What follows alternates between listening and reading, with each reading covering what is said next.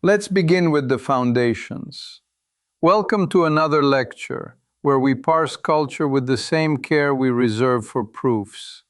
Today we examine Pretty Ricky, an American R&B and hip-hop group from Miami whose mid-2000s ascent provides a compact case study in how local radio, family management, and a distinct vocal architecture can produce national momentum. Hi, I'm Priyanka. I'm excited to learn how a regional scene can shape a national story. It makes me wonder how much of success is strategy versus, timing. To frame our discussion, Pretty Ricky formed in Miami in 1997 within a family-run structure. The original lineup comprised brothers Diamond Baby Blue Smith and Spectacular Smith, their cousin Corey Slickum Mathis, and the singer Marcus Pleasure P. Cooper. The sonic blueprint is straightforward but potent. That is to say, three members delivering rap verses while one lead vocalist supplies melodic hooks. This division of labor created radio-friendly choruses, flanked by rap cadences, and it mapped neatly onto mid-2000s formats that rewarded sensual R&B fused with club-tempo hip-hop. So, quick definitions for listeners. Billboard Hot 100 is the main US songs chart. RIAA certifications mark sales or consumption levels, like gold and platinum. And an EP is a shorter release than an album. Is that all correct? Precisely. In this context, those terms serve as the quantitative scaffolding for our qualitative narrative.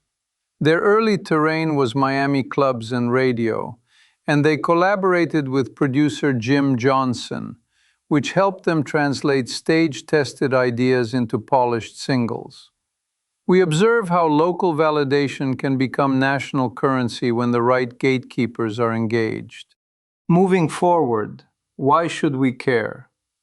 Pretty Ricky exemplified a bridge between urban and mainstream audiences in the 2000s.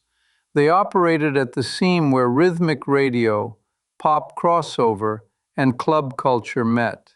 Misreadings persist. For example, the myth of overnight success obscures years of regional groundwork, and the tendency to ignore personnel stability underestimates how one consistent lead voice can anchor a brand across singles, tours, and press cycles.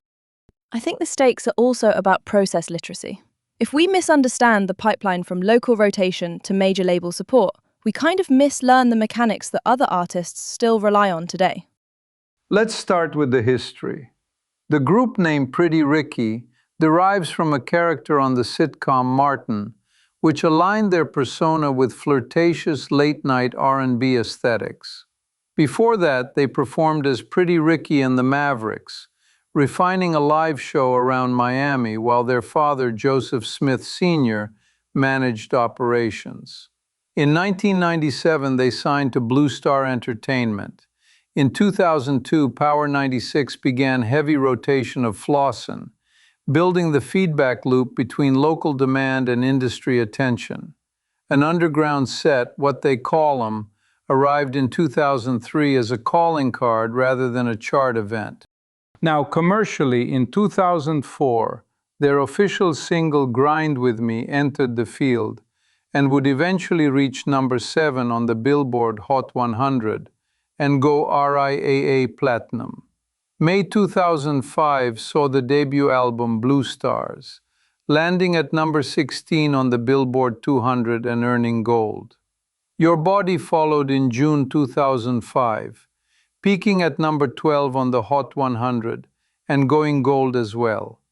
That summer they joined Scream Tour 4 with Omarion, Bow Wow, Chris Brown and others, converting radio presence into large venue proof of concept. Internationally, those early singles registered in markets such as New Zealand and the UK, which indicates a transferable formula beyond US urban radio. So, moving on. Then comes On the Hotline in late 2006. Right. I remember hearing there's disagreement about its exact chart peak, but the platinum certification tells us it sustained consumption regardless. Correct. The precise Hot 100 peak is disputed in the record we have, with references to both a low and a high position. Nevertheless, its platinum status is the reliable invariant. January 2007 delivered Late Night Special, which debuted at #1 on the Billboard 200, R&B and rap charts with first-week sales north of 132,000, attaining gold certification. A Sean Paul feature on Push It Baby performed unevenly by market, modest in US categories yet peaking at #2 in Finland, which underscores how cross-genre collaborations can travel asymmetrically. Then a structural shift. Pleasure P left in 2007. Replacements included Carl Moet Lovett, then Christopher Foreplay Myers, and later Emmanuel Lingerie Dianda. A projected album 80s Babies was shelved in 2008 amid leaks and creative differences, though singles like Knockin' Boots '08 and Cuddle Up briefly charted on R&B lists. In 2009, the group exited Atlantic for Big Cat, issuing the self-titled Pretty Ricky, which appeared for 1 week at #97 on the Billboard 200 and at #14 on R&B.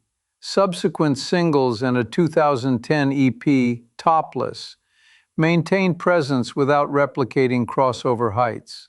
A mixtape followed in 2011.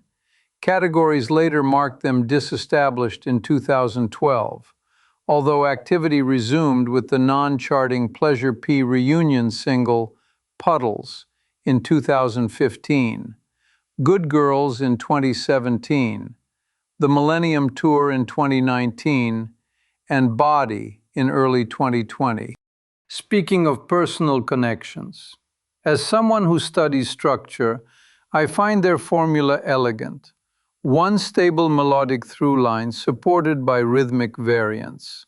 It resembles a well-chosen chess opening, where a single thematic idea guides many tactical branches while remaining recognizable to the audience. This logically leads us to 3 larger questions that illuminate the mechanics beneath the timeline. First, what was the causal role of Miami radio, and specifically Power 96, in converting local validation into a major label platform? Second, how might the trajectory have differed had Pleasure P not exited in 2007? Third, what is the operational value of nostalgia tours for legacy acts attempting to re-enter the release cycle? Big question 1, Miami's radio influence. The empirical fulcrum is straightforward. Power 96 gave early and heavy rotation to Flossin' in 2002, then to Grind With Me. The station's program director, Ira Wolf, known as Tony the Tiger, forwarded Grind With Me to Atlantic Records chief Craig Coleman, who offered a deal after an audition. In simpler terms, consistent regional spins created measurable demand. The credibility of the gatekeeper transmitted that signal to a national decision-maker. The audition converted the signal into a contract via the Blue Star Atlantic pipeline. I'm curious about the mechanism. How do a few songs in heavy local rotation actually translate into label action? Like, what exactly convinces an executive that this is scalable and not just a hometown bias? It's important to understand the sequence. First, repeated spins produce audience familiarity and discernible momentum within a market. Second, sustained rotation rather than a brief spike demonstrates persistence, which suggests the music is not merely a novelty. Third, when the program director vouches for the act and provides direct access, the label can validate the signal through an audition and corroborating market data.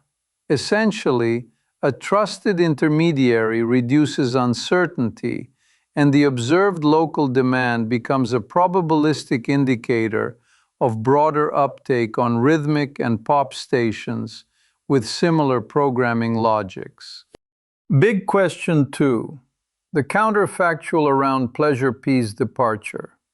Up to early 2007, the group's brand coherence hinged on a single identifiable singer, threading together verses from three related personalities.